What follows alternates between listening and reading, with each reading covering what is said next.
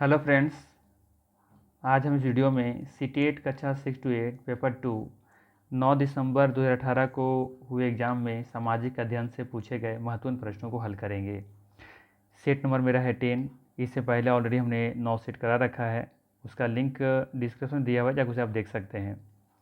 तो चलिए फिर समय का महत्व रखते हुए शुरू करते हैं प्रश्न संख्या 1 के साथ। पहला प्रश्न पूछा गया था, वात दिग्दर्शी का प्रयोग क्या मापने के लिए किया जाता है? वायु वेग, वायु दाब, वायु दिशा या वायु तापमान? तो इसका जो सही आंसर है वो है आपका ऑप्शन नंबर 3, वायु दिशा। ठीक है, कुछ इस तरीके से होता है। इसी को हम लोग बोलते हैं विंड वैन। क्या बोलते हैं? Wind van.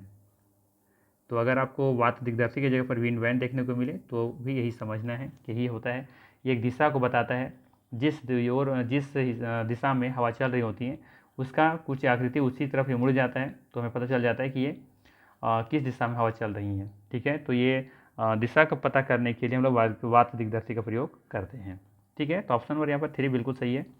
नेक्स्ट है आपका, वायुमंडल के निम्नलिखित में से कौन सी परत रेडियो तरंगों के संचरण में मदद करती है? समताप मंडल, मध्यमंडल, वायुमंडल और या फिर बहिर्मंडल? तो इसका जो सही आंसर है वो है आपका ऑप्शन नंबर 3 हो जाएगा यहाँ पे, वायुमंडल। ठीक है, कौन सा हो जाएगा यहाँ पे? वायुमंडल। इस क्वेश्चन में वायुमंडल के बारे में थोड़ा सा ध्यान रखना है आपको कि यहाँ पे हाइड्रोजन और हीलियम ये दो गैसों की प्रधानता होती है, क्योंकि ये दोनों गैस हल्की होती हैं। जब हल्की होती हैं तो ऊपर में तैर रही होती हैं, है ना। तो ये दो गैसें कहाँ पाई जाती हैं? वायुमंडल में, हाइड्रोजन और एक हीलियम। हाइड्रोजन और हीलियम, तो ये दो गैसें आपको याद रखनी है। ये दो गैसों की प्रधानता होती है कहाँ पे? आपका वायुमंडल में। ठीक है, और वायुमंडल जो है आपको देखने को कहाँ मिलेगा? 640 किलोमीटर के ऊपर जब जाएंगे आप तो आपको वायुमंडल देखने को मिलेगा। ठीक, चलिए आगे देखते हैं। तो ये ध्यान रखना है कि रेडियो तरंगों का संरचना में मदद करती है, संचरण में मदद कौन करती है? वायुमंडल। ठीक है, चलिए आगे देखते हैं। क्वेश्चन नंबर 3 है, पृथ्वी की विभिन्न परतों को क्रम में अंतरम से बाह्य परत तक पहुँचानिए। ठीक है, तो पूछा गया है अंतरम से। अंतरम मतलब होता है सबसे नीचे। ठीक है, तो कुछ इस तरीके से, जैसे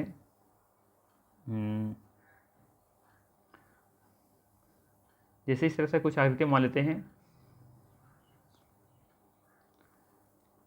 थोड़ा सा नीचे मैं ले लेता हूँ। तो यहाँ पे देखेंगे कुछ ऐसा कि ये वाला यहाँ पे ये होता है हमारा सबसे आंतरिक परत। ठीक है, इस तरीके से बटा होता है। यहाँ देखेंगे कि यहाँ पे क्या होता है? आंतरिक क्रोड, इसके ऊपर बाह्य क्रोड। ठीक है, क्रोड दो भागों में बांटा गया है। ठीक है, इसी तरीके से फिर ऊपर देखेंगे क्या मिलेगा आपको? मेटल दिखेगा। यहाँ पे मेटल को दो भागों में बांटा गया, आंतरिक और बाह्य। और इसके बाद सबसे ऊपर परपटी देखेंगे जो कि क्या है? ये भूपरपटी या फिर परपटी कह सकते हैं। तो पूछा कहाँ से है? अंतरम से पूछा, नहीं कि सबसे नीचे से। तो नीचे क्या है आपका? आंतरिक रोड से शुरू होगा। तो यहाँ पे देखिए फर्स्ट ऑप्शन में क्या दिया? परपटी, जो कि बिल्कुल गलत दिख रहा है, ये पहला गलत है। मेटल शुरू होता है, बिल्कुल गलत है। ठीक है, आंतरिक रोड से होता है, हाँ ये बात सही है, आंतरिक रोड से शुरू होता है। फिर उसके बाद फिर बाहरी रोड भी होता है, ये भी सही है। फिर परपटी, नहीं परपटी तो सबसे ऊपर में होता है, ये भी गलत हो गया। तो ऑप्शन नंबर यहाँ पे 4 क्या है? बिल्कुल सही है। यहाँ पे परपटी छूट गया, इसको यहाँ पे लिख लेते हैं परपटी। ठीक है, तो सबसे नीचे आंतरिक रोड, उसके ऊपर बाहरी रोड, और उसके बाद फिर मेटल, उसके बाद फिर परपटी। ठीक है, हम जानते हैं कि आंतरिक रोड जो होता है और बाह्य रोड जो होता है, ये दोनों मिलकर किससे मिलकर बना होता है? निफे से मिलकर बना होता है, निफे। ठीक है, Na से निकेल और Fe से फेरस। ठीक है, यानी कि निकेल और आयरन से मिलकर बना होता है आंतरिक रोड या बाह्य रोड। ठीक, जबकि मेटल बना होता है किससे? आपका सीमा से मिलकर बना होता है। ध्यान रखेंगे, सीमा से। सीमा मतलब Si से सिलिका और Ma से मैग्नीशियम।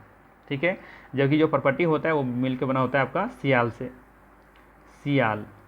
ठीक है, Si से सिलिका और Al से एल्युमिनियम। तो यही पूछा जा सकता है कि आंतरिक रोड जो होता है या बाहरी रोड जो होता है वो किससे मिलकर बना होता है, उसमें किस चीज़ की प्रधानता होती है। तो ये आपको ध्यान में रखना है। ठीक है, चलिए आगे देखते हैं। नेक्स्ट है सवाल है, नीचे दिए गए आरेख में सूर्य, पृथ्वी और चंद्रमा की स्थिति को ध्यान से देखिए और बताइए कि यह क्या दर्शाता है? सूर्य ग्रहण, चंद्र ग्रहण, वृत्त ज्वार भाटा या लघु ज्वार भाटा? यहाँ पे थोड़ा सा क्वेश्चन इनकम्प्लीट है, सो पूरा मैं कर देता हूँ। यहाँ पे है आपका ये पृथ्वी, जबकि ये है आपका चंद्रमा, ठीक है, और ये जबकि आपका है ये सूर्य है ये, ठीक है। तो पहला ऑप्शन में क्या दिया हुआ है, सूर्य ग्रहण। तो देखिए सूर्य ग्रहण हो या चंद्र ग्रहण हो, ये दोनों के लिए, ये दोनों घटना घटने के लिए तीनों को एक दिशा में होना, एक लाइन में होना, एक सीधी रेखा में होना जरूरी है। तो यहाँ पे तो सूर्य ग्रहण होगा नहीं और चंद्र ग्रहण तो होगा नहीं इस कंडीशन में। बचा दो, वृत्त ज्वार भाटा और लघु ज्वार भाटा, ठीक है। तो ध्यान रखना है कि अगर ये 90 डिग्री का एंगल बना रहा हो तो समझिए इस तरीके से। तो ये समझना है आपको कि यहाँ पे ये लघु ज्वार भाटा देखने को मिलेगा। लघु ज्वार भाटा इसका सही आंसर है। यही चीज़ अगर यदि ये सूर्य यहाँ पे होता, अगर यदि मान लेते हैं ये सूर्य यहाँ पे होता, अगर यदि ये सूर्य उठ करके यहाँ आ जाए, ठीक है, ये सूर्य है, अगर ऐसा कंडीशन है तीनों एक सीध में आ जाए तो हम कह सकते हैं कि वहाँ पे वृत्त ज्वार भाटा होता है, ठीक है। तो ये ध्यान में रखना है कि वृत्त ज्वार भाटा कब होगा, जब इस रेखा आकृति दे दिया जाए एक सीधी रेखा में, तब हम कहेंगे कि ये कंडीशन किसका है, वृत्त ज्वार भाटा का। लेकिन 90 डिग्री का एंगल कब दिखा रहा है तो समझना है आपको कि वो लघु ज्वार भाटा है, ठीक है। बाकी तो आपको पता ही है कि ज्वार भाटा किसको कहते हैं, जल के ऊपर उठने की प्रक्रिया को ज्वार कहते हैं, जबकि नीचे आने की प्रक्रिया को भाटा कहते हैं, ठीक है। और बाकी यहाँ पे दो ऑप्शन है, सूर्य ग्रहण और चंद्र ग्रहण, तो इसको भी थोड़ा सा सीख लेते हैं, हम लोग जान लेते हैं कि आखिर ये कब लगता है, ये कंडीशन कैसा होना चाहिए, ठीक है। तो चलिए देखते हैं पहले हम लोग क्या कंडीशन रहना चाहिए। तो इसको हम हटाते हैं पहले इधर से, यहाँ से, ठीक है। अब देखिए ये जो कंडीशन दिख रहा है अभी, ये वाला कंडीशन आपको जो दिख रहा है, ये पता है कौन सा कंडीशन है, ये दिख रहा है आपको चंद्र ग्रहण का। ये कंडीशन किसका है, चंद्र ग्रहण का है, चंद्र ग्रहण।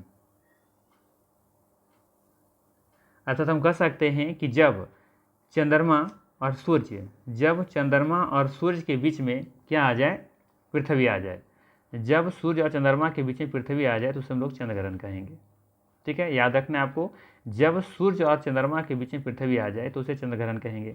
सीधी सी बात है कि देखिए यहाँ पे कि इसका सूर्य से निकलने वाली प्रकाश क्या कर रहा है, पृथ्वी रोक ले रहा है चंद्रमा पर जाने से पहले ही, ठीक है। तो यहाँ पे क्या बन जाएगा, छाया बन जाएगा। तो जब छाया बनेगा तो क्या बनेगा, चंद्र ग्रहण बनेगा। जब इंटरवेन कर रहे हैं, यहाँ पे डिस्टर्ब कर रहा है कौन, पृथ्वी बीच में आ गया, सूर्य और चंद्रमा के बीच में आ गया, तो इसका मतलब है कि डिस्टर्ब हो रहा है, यहाँ पे सूर्य का प्रकाश नहीं पहुँच पा रहा है। तो ये कंडीशन, स्थिति किसकी है, ये है चंद्र ग्रहण का, ठीक है, समझ में आया। तो बस आपको याद ये रखना है कि जब चंद्रमा और सूर्य के बीच में पृथ्वी आ जाए तो उसे हम लोग चंद्र ग्रहण कहेंगे, क्योंकि यहाँ पे क्या हो रहा है, चंद्रमा पे प्रकाश नहीं जा पा रहा है, ठीक है। अब दूसरा कंडीशन को समझते हैं। ये तो चंद्र ग्रहण का हो गया। अब मान लेते हैं ये हमारा क्या था, सूर्य था, ये तो आपका पृथ्वी है ही है। अब समझिए कि ये वाला जो चंद्रमा है ये उठ करके घूमता हुआ, क्योंकि जो चंद्रमा है वो पृथ्वी का चक्कर लगा रहा होता है, उपग्रह है, तो ये चंद्रमा घूमता घूमते घूमते यहाँ पे पहुँच गया, इस लोकेशन में यहाँ पहुँच गया।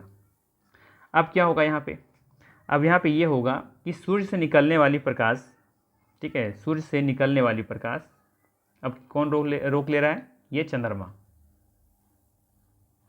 ठीक है। कौन रोक ले रहा है, ये चंद्रमा रोक ले रहा है, इसका प्रकाश अब पृथ्वी पर नहीं जा पा रहा है, ठीक है। तो ऐसे कंडीशन में क्या बनेगा, सूर्य ग्रहण, ठीक है, सूर्य ग्रहण, ठीक है।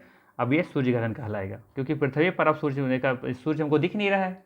जब चांद हमको दिख नहीं रहा था, जब अंधेरा वहाँ पर दिख रहा था तो चंद्र ग्रहण, जब सूर्य दिखना बंद हो गया, कौन डिस्टर्ब कर रहा है हमें ला करके बीच में, चंद्रमा, ठीक है।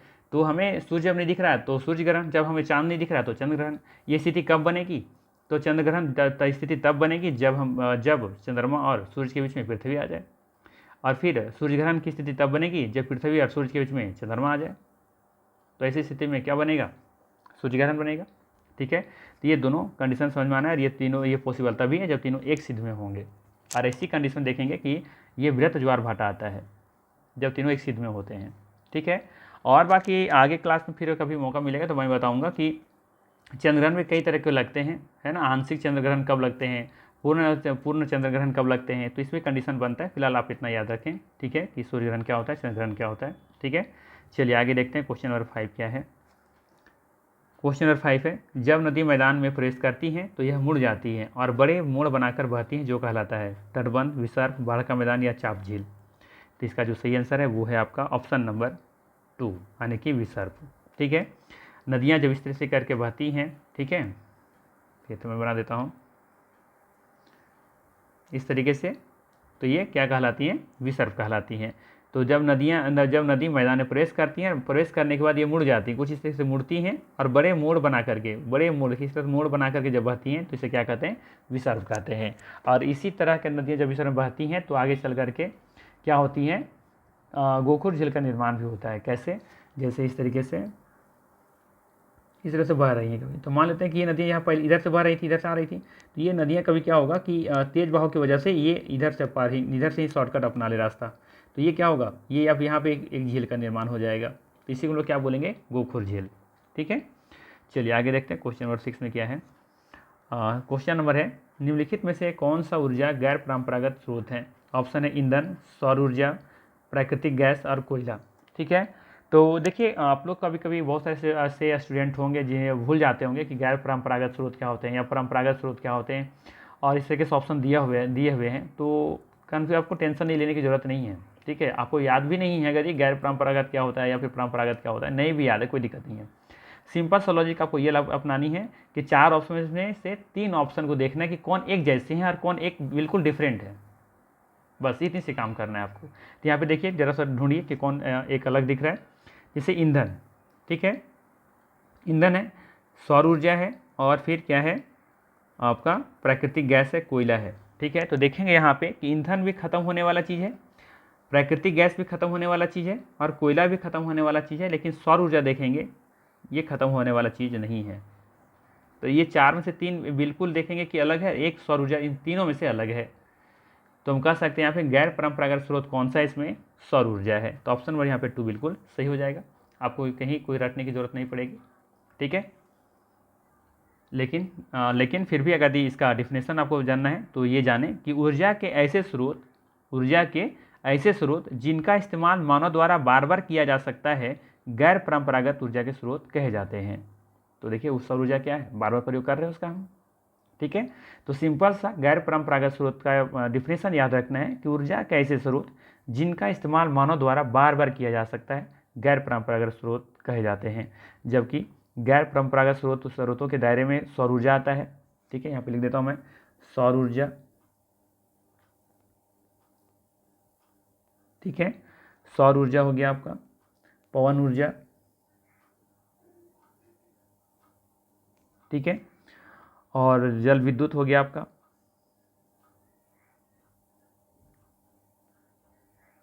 जल विद्युत, ठीक है, समुद्री ऊर्जा, भूतापीय ऊर्जा,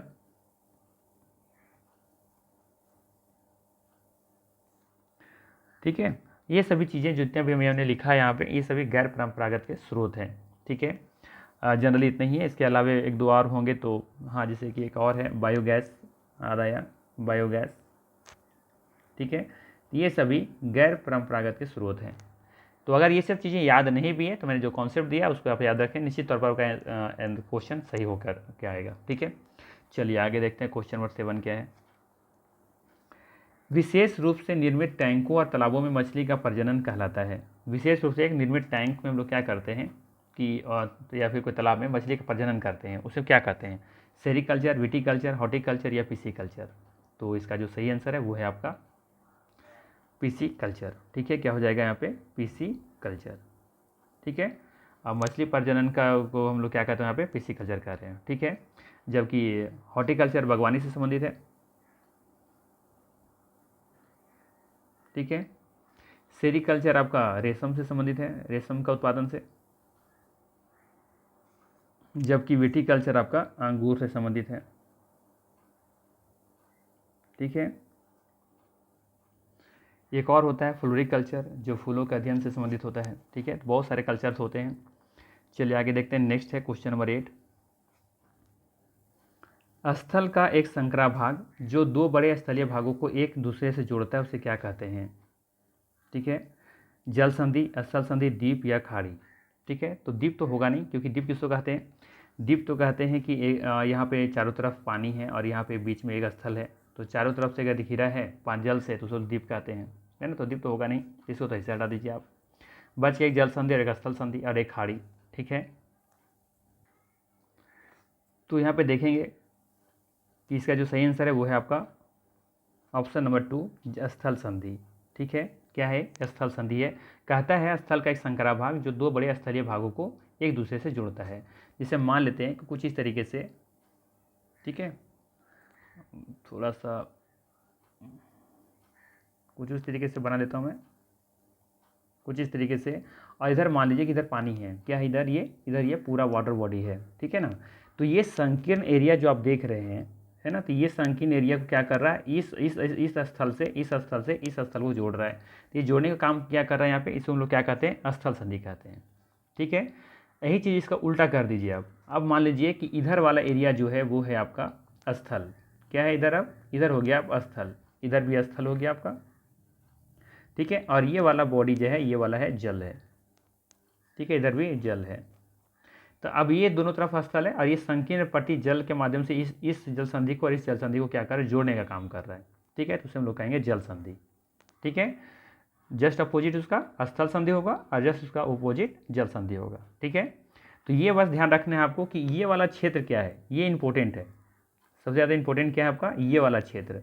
ये क्या है? अगर ये वाला क्षेत्र अगर ये स्थल है तो स्थल संधि होगा, और ये वाला स्थल अगर ये वाला अगर जल ये क्षेत्र है तो इसे हम लोग क्या कहेंगे?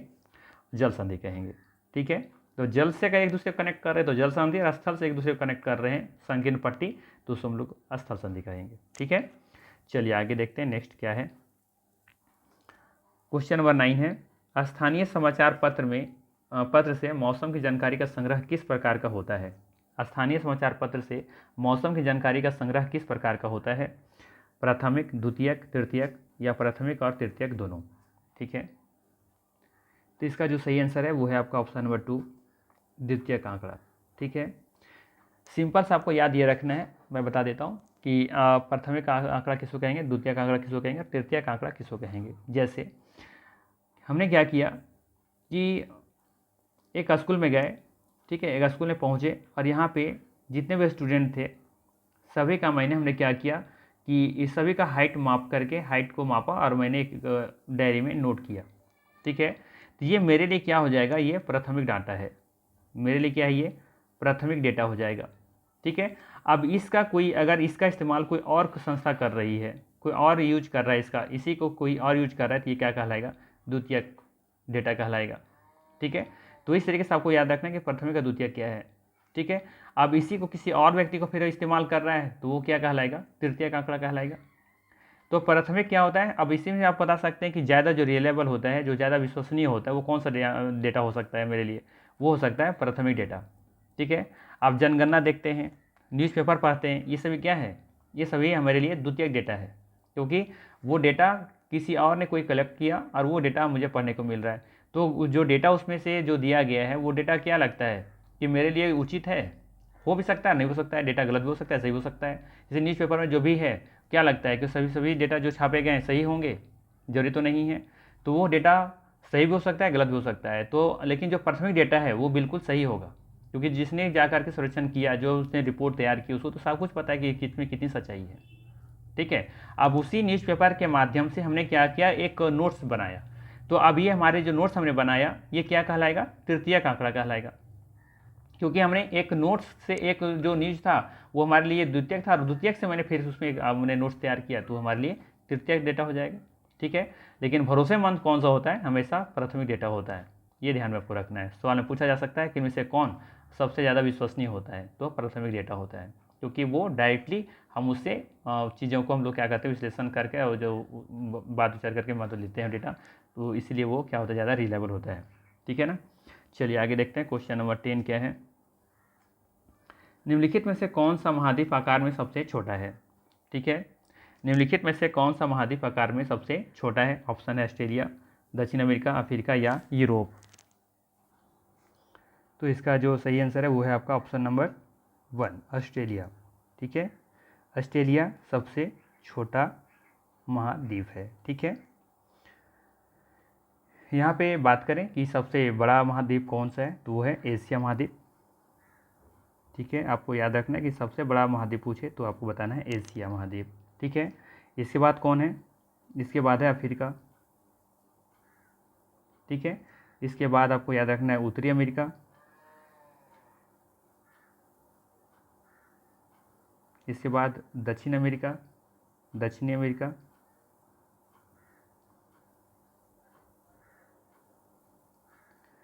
इसके बाद फिर अंटार्कटिका, इसके बाद फिर यूरोप और इसके बाद फिर ऑस्ट्रेलिया 7वें नंबर पर है। तो ये क्रम से याद रखेंगे, पहला, ये दूसरा, ये तीसरा, ये चौथा नंबर, पाँचवा में आपका है अंटार्कटिका, छठे नंबर पर है यूरोप और 7वें नंबर पर है आपका ये ऑस्ट्रेलिया। ठीक है, चलिए आगे देखते हैं। नेक्स्ट है हमारा कथन है, सूर्य गुजरात में अरुणाचल प्रदेश से लगभग 2 घंटे बाद अस्त होता है। सूर्य गुजरात में अरुणाचल प्रदेश से लगभग 2 घंटे बाद अस्त होता है। इसके बाद है अरुणाचल प्रदेश गुजरात की तुलना में उच्च अक्षांश पर स्थित है। दिए गए विकल्पों में से सही विकल्प का चयन करना है, कौन सही है कौन गलत है। ठीक है, तो यहाँ पे देखेंगे कि जो पहला जो आपका एजम्पशन दिया हुआ, विकथन दिया हुआ है वो सही है कि सूर्य जो है वो गुजरात में अरुणाचल प्रदेश से लगभग 2 घंटे बाद अस्त होता है। ये बिल्कुल बात सही है कि सूर्य जो है गुजरात में अरुणाचल प्रदेश से लगभग 2 घंटे बाद अस्त होता है। ठीक है, क्योंकि हम जानते हैं कि ये भारत का जो कंडीशन है, यहाँ पे अरुणाचल प्रदेश और यहाँ गुजरात देखेंगे, दोनों का जो डिफरेंस है लगभग कितना है, 30 डिग्री का डिफरेंस है। और 1 डिग्री का मतलब 4 मिनट, मतलब कि 4 या 12 120 मिनट, और निकाल सकते हैं लगभग 2 घंटा। ठीक है, तो ये पॉइंट बिल्कुल सही है कि 2 घंटे के बाद अस्त होता है, क्योंकि अरुणाचल प्रदेश में पहले सूर्य निकलता है। ठीक है, तो 2 घंटा पहले ही यहाँ पे अस्त हो जाता होगा, और ये गुजरात में 2 घंटा के बाद यहाँ पे अस्त होता होगा। तो ये पॉइंट सही है। दूसरा है अरुणाचल प्रदेश गुजरात की तुलना में उच्च अक्षांश पर स्थित है। तो ये भी पॉइंट बिल्कुल सही है। ठीक है, देखेंगे अरुणाचल प्रदेश गुजरात की तुलना में उच्च अक्षांश पर स्थित है। ठीक है, क्योंकि हमको पता है कि गुजरात का जो अक्षांशीय विस्तार है वो 24 डिग्री पर है। ठीक है, कितना, 24 डिग्री, जबकि अरुणाचल प्रदेश आपका कितना, लगभग 29 डिग्री के अक्षांश के आसपास है। ठीक है, तो ये उच्च अक्षांश पर ही दिख रहा है। ठीक है, अरुणाचल प्रदेश गुजरात की तुलना में, तो ये गुजरात की तुलना में उच्च अक्षांश पर है ये। ठीक है, उच्च पर है ना, ये 24 और ये कितना है, ये आपका 29 है, तो उच्च अक्षांश पर स्थित है। तो ये भी कथन सही है, लेकिन ये एक दूसरे पर ये सही कारण स्पष्ट नहीं करता है। तो ऑप्शन नंबर यहाँ पे सही हो जाएगा 2 नंबर। ठीक है, ए और आर दोनों कथन यहाँ पे सही है। चलिए नेक्स्ट देखते हैं क्वेश्चन नंबर 12। मुख्यमंत्री को कौन नियुक्त करता है, तो मुख्यमंत्री के यहाँ पे कौन नियुक्त करता है ये बताना है, बहुत ईजी सवाल है। तो इसका सही आंसर हो जाएगा आपका ऑप्शन नंबर 2, राज्यपाल। ठीक है, चलिए आगे देखते हैं। नेक्स्ट है, निम्नलिखित में से कौन सा बौद्ध धर्म के त्रिरत्नों में से नहीं है। ये बताना है कि त्रिरत्न मतलब बौद्ध धर्म के त्रिरत्नों में से नहीं है, बुद्ध, धम्म, अहिंसा और संघ। तो बौद्ध धर्म के जो त्रिरत्न है वो कौन कौन है, एक तो बुद्ध है। ठीक है, एक आपका धम्म है और एक आपका संघ है। ये त्रिरत्न है। तो यहाँ पे देखिए कौन सा नहीं दिख रहा है, ऑप्शन नंबर 3 अहिंसा। ठीक है, बाकी बुद्ध, धम्म और संघ ये तीनों बौद्ध धर्म के त्रिरत्न हैं। ठीक है, चलिए आगे देखते हैं। नेक्स्ट है आपका, राज्यपाल को कौन नियुक्त करता है। सवाल है, राज्यपाल को कौन नियुक्त करता है, राष्ट्रपति, राज्यपाल, प्रधानमंत्री या उच्च न्यायालय के मुख्य न्यायाधीश। तो इसका जो सही आंसर है वो है कौन, राष्ट्रपति। ठीक है, ऑप्शन नंबर 1 यहाँ पे सही है। ठीक है, चलिए आगे देखते हैं क्वेश्चन नंबर 15। अजंता गुफा चित्रों में इस्तेमाल किए गए रंग निम्नलिखित में से किस सामग्री प्राप्त किए गए थे, यानी किस सामग्री से प्राप्त किए गए थे, मतलब कि जो अजंता गुफा में जो चित्रों का इस्तेमाल किया गया था रंगने के लिए। ठीक है, तो किसका प्रयोग किया गया था, किस सामग्री का। तो ऑप्शन है पशुओं के अंगों के अवशेष, ग्रेफाइट या पौधे या खनिज या स्लेट। तो इसका जो सही आंसर है वो है आपका ऑप्शन नंबर 3, पौधे और खनिजों का प्रयोग किया गया था। नेक्स्ट है आपका 16 नंबर क्वेश्चन। निम्नलिखित में से कौन राज्यसभा सदस्यों का चुनाव करता है। विधानसभा निर्वाचन क्षेत्रों के मतदाता, संसदीय निर्वाचन क्षेत्रों के मतदाता, लोकसभा सदस्य या विधानसभा के सदस्य विधायक पर। तो बताना आपको सही आंसर इसका क्या होगा। तो यहाँ पे जो सही आंसर है वो है आपका ऑप्शन नंबर 4, विधानसभा के सदस्य। कौन हो जाएंगे, विधानसभा के सदस्य। ठीक है, तो यहाँ पे देखेंगे राज्यसभा के अधिकतम जो सदस्यों की संख्या वो कितनी है, 250 है, जिसमें से 238 जो है सदस्यों के द्वारा चुनाव राज्यों की विधानसभा के सदस्यों के द्वारा किया जाता है, जबकि 12 जो सदस्य हैं वो राष्ट्रपति के द्वारा चुनाव किया जाता है। ठीक है, जैसे साहित्य, विज्ञान, कला आदि के क्षेत्रों में जो भी अच्छे होते हैं उनको ये चुना जाता है। ठीक है, 12, तो इसको मिला के 250 हो गए। नेक्स्ट है आपका 17 नंबर क्वेश्चन, प्रधानमंत्री का चुनाव कौन करता है? मंत्रियों की परिषद, मुख्यमंत्री, सांसद या सांसद और विधायक? तो इसका जो सही आंसर है वो है आपका ऑप्शन नंबर 1, मंत्रियों की परिषद। ऑप्शन नंबर 1 यहाँ सही है।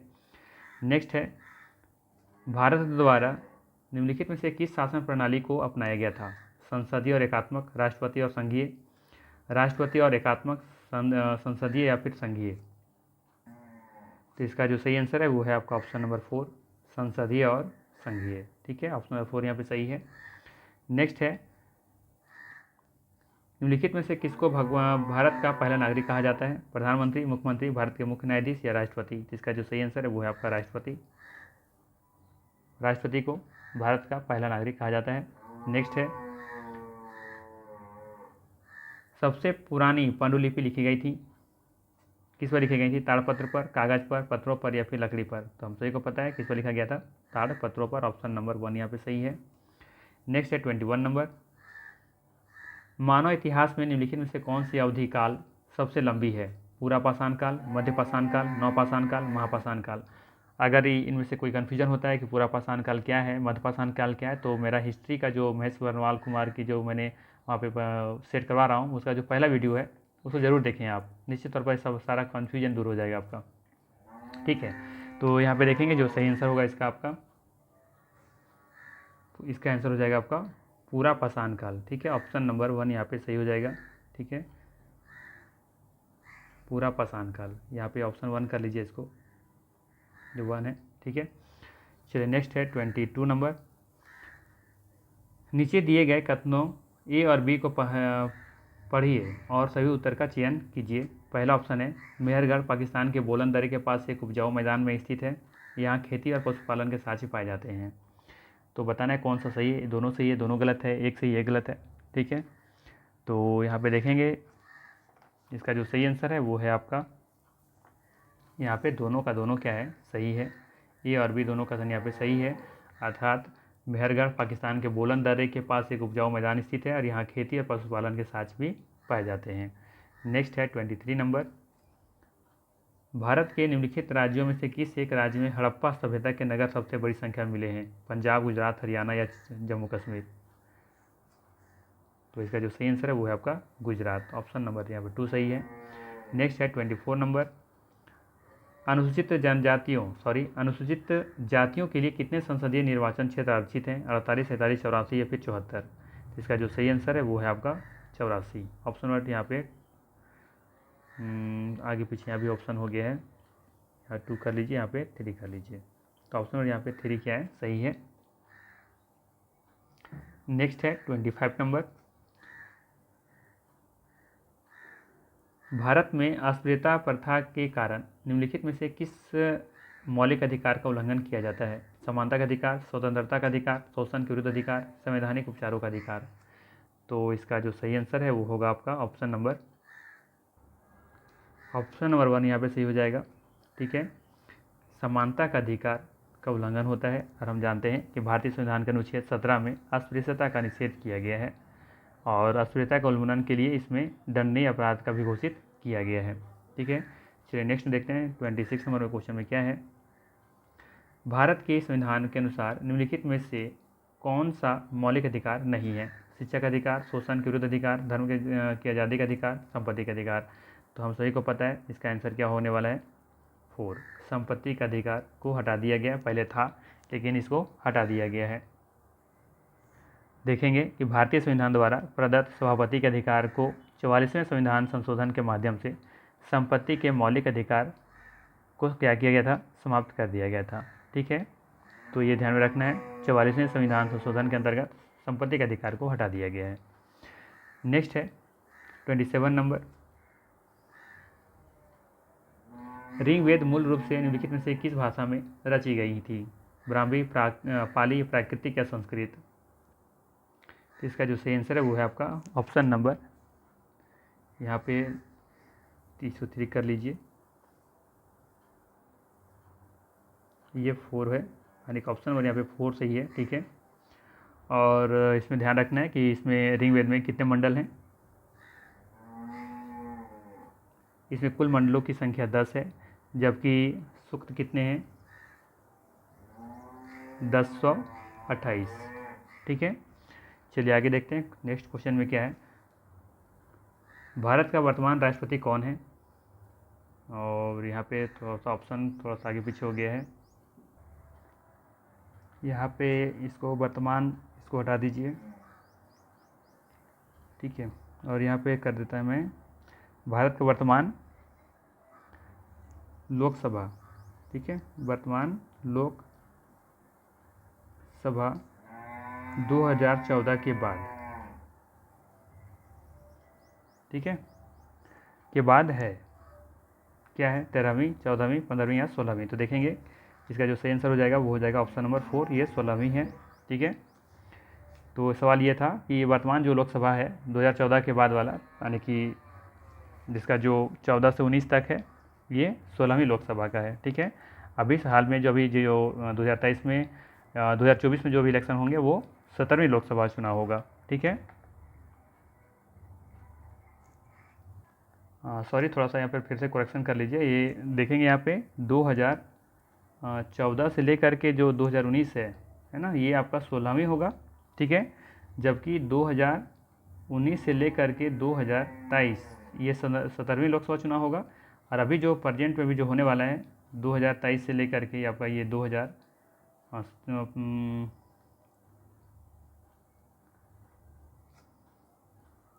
ये 24 हो जाएगा ना इधर, और ये 24 से 24 5 29, तो ये हो जाएगा 18वीं लोकसभा, यानी कि अभी जो प्रेजेंट जो भी चुनाव होने वाले वो 18वीं लोकसभा चुनाव होगा। ठीक है, चलिए आगे देखते हैं। नेक्स्ट है 29 नंबर। भारत के संविधान में निम्नलिखित में से किसका उल्लेख नहीं किया गया है? राज्यों और केंद्र शासित प्रदेशों का, ये तो किया गया है। सरकार का ढांचा, राजनीतिक दलों के नाम, नागरिकों के अधिकार। तो इसका जो सही आंसर है वो है आपका ऑप्शन नंबर हो जाएगा इधर राजनीतिक दलों के नाम। ये उल्लेख नहीं किया गया है। बाकी सरकार का ढांचा, राज्यों और केंद्र शासित प्रदेशों के बारे में और नागरिकों के अधिकार बारे में उल्लेख किया गया है। नेक्स्ट है 30 नंबर। राज्यसभा में सदस्यों को कौन नामांकित करता है? राज्यसभा में सदस्यों को कौन नामांकित करता है? राष्ट्रपति, उपराष्ट्रपति, प्रधानमंत्री या सर्वोच्च न्यायालय के मुख्य न्यायाधीश? ऊपर ही मैंने बताया, इसका आंसर क्या हो जाएगा? राष्ट्रपति। ऑप्शन नंबर 1 यहाँ पे सही है। ठीक है, 250 में से 238 तो राज्यसभा के विधानसभा के जो सदस्य होते हैं उसी द्वारा नामांकित किए जाते हैं, जबकि चुनाव किए जाते हैं, जबकि 12 जो बच जाते हैं वो राष्ट्रपति के द्वारा किया जाता है। नेक्स्ट है 31 नंबर। निम्नलिखित में से कौन भारत की संविधान सभा का अध्यक्ष था? निम्नलिखित में से कौन भारत की संविधान सभा का अध्यक्ष था? C Rajagopalachari, doctor B R Ambedkar, Rajendra Prasad या जवाहरलाल नेहरू? तो इसका सही आंसर हो जाएगा आपका ऑप्शन नंबर 3, डॉक्टर राजेंद्र प्रसाद। नेक्स्ट है 32 नंबर। निम्नलिखित में से किस गवर्नर जनरल ने फैसला किया कि बहादुर शाह जफर आखिरी मुगल सम्राट होंगे और उनकी मृत्यु के बाद किसी भी वंशज को शासक के रूप में पहचाना नहीं जाएगा? Lord Dalhousie, William Bentinck, Lord Canning या फिर लॉर्ड कॉर्नवालिस? इसका सही आंसर होगा ऑप्शन नंबर 3, लॉर्ड कैनिंग। ठीक है, लॉर्ड कैनिंग ने तय किया था कि ये बहादुर शाह जफर आखिरी मुगल सम्राट होगा। ठीक है, चलिए आगे देखते हैं। क्वेश्चन नंबर 33 क्या है? निम्नलिखित में से कौन भारत के एकमात्र भारतीय गवर्नर जनरल था? ऑप्शन है doctor Sarvepalli Radhakrishnan, P Pattabhi Sitaramayya, T Krishnamachari, C Rajagopalachari. तो इसका सही आंसर कौन सा हो जाएगा? Option number 4। नेक्स्ट है 34 नंबर। भारत का संविधान कब अपनाया गया था? 15 अगस्त 1947, 26 नवंबर 1947, 26 नवंबर 1949, 26 जनवरी 1950? ठीक है, तो इसका सही आंसर है आपका ऑप्शन नंबर 3, 26 नवंबर 1949 को अपनाया गया था। ठीक है, जबकि लागू कब हुआ था? लागू हुआ था आपका 26 जनवरी 1950 को हुआ था। ठीक है, 2 अलग अलग सवाल बनते हैं यहाँ से। नेक्स्ट है 35 नंबर। निम्नलिखित में से किसने भारत की रियासतों को एकीकृत करने में निर्णायक भूमिका निभाई थी? Jawaharlal Nehru, Sardar Vallabhbhai Patel, doctor B R Ambedkar, C Rajagopalachari? तो इसका जो सही आंसर है वो है आपका ऑप्शन नंबर आपका 2 हो जाएगा, सरदार वल्लभ भाई पटेल। ठीक है, ये बहुत बड़ा भूमिका निभाए थे रियासतों को एकीकृत करने में। ठीक है, नेक्स्ट है 37 नंबर क्वेश्चन। किस गवर्नर जनरल ने घोषित किया कि अवध पर गलत तरीके से शासन किया जा रहा था और उचित प्रशासन सुनिश्चित करने के लिए ब्रिटिश शासन की आवश्यकता थी? Lord Ripon, Lord Canning, Lord Dalhousie या लॉर्ड माउंटबेटन? तो इसका जो सही आंसर है वो है आपका ऑप्शन नंबर 3, लॉर्ड डलहौजी। क्या हो जाएगा? लॉर्ड डलहौजी। ऑप्शन नंबर 3 यहाँ पे सही है। नेक्स्ट है 37 नंबर। कानपुर के किस शासक ने खुद को पेशवा कहा? नाना साहेब, बाजीराव प्रथम, बाजीराव द्वितीय, बहादुर शाह जफर? तो इसका सही आंसर है आपका नाना साहेब। ऑप्शन नंबर 1 यहाँ पे सही है। ठीक है, नेक्स्ट है 38 नंबर। निम्नलिखित में से कौन भारत के संविधान की समवर्ती सूची के मामलों में कार्य करता है? निम्नलिखित में से कौन भारत के संविधान की समवर्ती सूची के मामले में कार्य करता है? केंद्र सरकार, राज्य सरकार और स्थानीय सरकारी निकाय, केंद्र शासित प्रदेश, स्थानीय सरकारी निकाय? इसका जो सही आंसर है वो है आपका ऑप्शन नंबर 1, केंद्र सरकार और राज्य सरकारें दोनों मिलकर काम करती हैं समवर्ती सूची के मामले में। और फिर भी दोनों मतभेद हो तो केंद्र सरकार की जो निर्णय होते हैं वो सर्वोपरि होता है। ठीक है, जो सूची है वो 3 तरह की होती है, संघ सूची, राज्य सूची और एक समवर्ती सूची। संघ सूची में जिस पर सरकार संघ सूची में केंद्र सरकार नियम बनाती है, जबकि राज्य सूची पर फिर राज्य सरकार उसका कानून बना सकती है। और समवर्ती सूची में केंद्र सरकार और राज्य सरकार दोनों मिलकर बनाती है, और लेकिन उसमें मतभेद जब होता है दोनों में तो वहाँ पे केंद्र सरकार जो बनाती है वो सर्वोपरि होता है। ठीक है, चलिए आगे देखते हैं। क्वेश्चन नंबर 39 क्या है? निम्नलिखित में से कौन भारत की संविधान सभा में मसौदा समिति के अध्यक्ष थे? C Rajagopalachari, doctor B R Ambedkar, doctor Rajendra Prasad, Jawaharlal Nehru? तो यहाँ पे देखेंगे जो सही आंसर है वो है आपका ऑप्शन नंबर 2। ठीक है, बी आर अम्बेडकर हो जाएगा इसका सही आंसर। नेक्स्ट है 40 नंबर क्वेश्चन। 18वीं सदी में किसके नेतृत्व में बंगाल धीरे धीरे मुगल नियंत्रण से अलग हो गया? मुर्शिद कुली खां, नादिर शाह, आलिवर्दी खां, बुरहान उल मुल्क? तो इसका जो सही आंसर है वो है आपका ऑप्शन नंबर 1, मुर्शिद कुली खां। ठीक है, इसी के काल में देखेंगे कि बंगाल धीरे धीरे मुगल नियंत्रण से बाहर हो जाता है, जबकि हम लोग को पता है कि 1717 में इन्हें बंगाल का सूबेदार बनाया जाता है। नेक्स्ट है 41 में एडुसेट से क्या अभिप्राय है? एडुसेट से क्या अभिप्राय है? एडू मतलब होता है एजुकेशन से संबंधित जो सैटेलाइट होते हैं, रॉकेट जिसका उपयोग मानव निर्मित उपग्रहों को सूर्य की कक्षा में स्थापित करने के लिए किया जाता है, या फिर सौर मंडल में खोजा गया एक नया उपग्रह, या एक क्षुद्र ग्रह जो मंगल और बृहस्पति की कक्षाओं के बीच पाया जाता है, या फिर एक मानव निर्मित भारतीय उपग्रह है? तो इसका सही आंसर हो जाएगा आपका ऑप्शन नंबर 4, एक मानव निर्मित भारतीय उपग्रह है ये। ठीक है, भारत ने अपने पहले शिक्षा उपग्रह का सफल परीक्षण 20 सितंबर 2004 को किया था। 20 सितंबर 2004 को किया था। ठीक है, इसरो के सार अंतरिक्ष केंद्र से किया गया था, जिसका नाम एडुसेट रखा गया। यह पूरी तरह से मानव निर्मित उपग्रह है, जिसका उद्देश्य क्या है? देश के अलग अलग हिस्सों में शिक्षकों को और छात्रों को एक दूसरे से जोड़ना। इसे GSAT-3 के रूप में भी जाना जाता है, GSAT-3 के नाम से भी जाना जाता है, इसको ध्यान में आपको रखना है। नेक्स्ट है 42 नंबर। पंचवाणी और बीजक निम्नलिखित में से किस महान हस्ती के छंद और विचारों पर संरक्षित किया गया है? देखिए, क्वेश्चन को तीसरा बार लगातार पूछा गया है, पंचवाणी और बीजक है ना, किस महान हस्ती के छंद और विचारों को संरक्षित किया गया? तो ये है इसका ऑप्शन नंबर 2, कबीर। ठीक है, नेक्स्ट है 43 नंबर। एलोरा की गुफा का भित्ति चित्र जिसमें विष्णु को नरसिंह अर्थात पुरुष सिंह के रूप में दिखाया गया है, किस काल की कृति है? ये भी क्वेश्चन रिपीटेड है, यानी कि पिछला बार 1-2 साल भी, पिछला 1-2 एग्जाम में पूछे गए ये सवाल। ठीक है, गुर्जर प्रतिहार काल, राष्ट्रकूट काल, चालुक्य काल या फिर गुप्त काल? इसका सही आंसर हो जाएगा आपका ऑप्शन नंबर 2, राष्ट्रकूट काल। ठीक है, तो एक तो और लग रहा है, चलिए एक क्वेश्चन और बचे, इसको कर लेते हैं। अंतिम क्वेश्चन है ये। निम्नलिखित में से कौन सा संगठन उपनिषद में आस्था रखता है? सवाल है, निम्नलिखित में से कौन सा संगठन उपनिषद में आस्था रखता है? ब्रह्म समाज, रामकृष्ण मिशन, सत्यशोधक समाज, सेवा समाज? तो इसका सही आंसर हो जाएगा आपका ऑप्शन नंबर 1, ब्रह्म समाज। ठीक है, ऑप्शन नंबर 1 यहाँ बिल्कुल सही है। ये उपनिषद में आस्था रखता था ब्रह्म समाज, और ब्रह्म समाज का स्थापना कब होता है? 1828 में होता है। ठीक है, किनके द्वारा किया जाता है? राजा राम मोहन राय के द्वारा। ठीक है, तो ये थे कुछ इंपॉर्टेंट जो एग्जाम पूछे गए थे। 44 क्वेश्चन पूछे गए थे यहाँ से, बहुत सारे क्वेश्चन पूछे गए थे इस बार इस एग्ज़ाम में। ठीक है, वैसे अब तो 30 क्वेश्चन के एवरेज में पूछा जाता है, 30-30, ठीक है। लेकिन इसको एग्ज़ाम में कुछ ज़्यादा ही पूछ लिया गया था, 44 क्वेश्चन पूछ लिए गए थे। तो ये थे मोस्ट इंपॉर्टेंट 44 क्वेश्चन। तो बाकी हम लोग फिर मिलते हैं हम लोग नेक्स्ट वीडियो में, ठीक है। Thank you.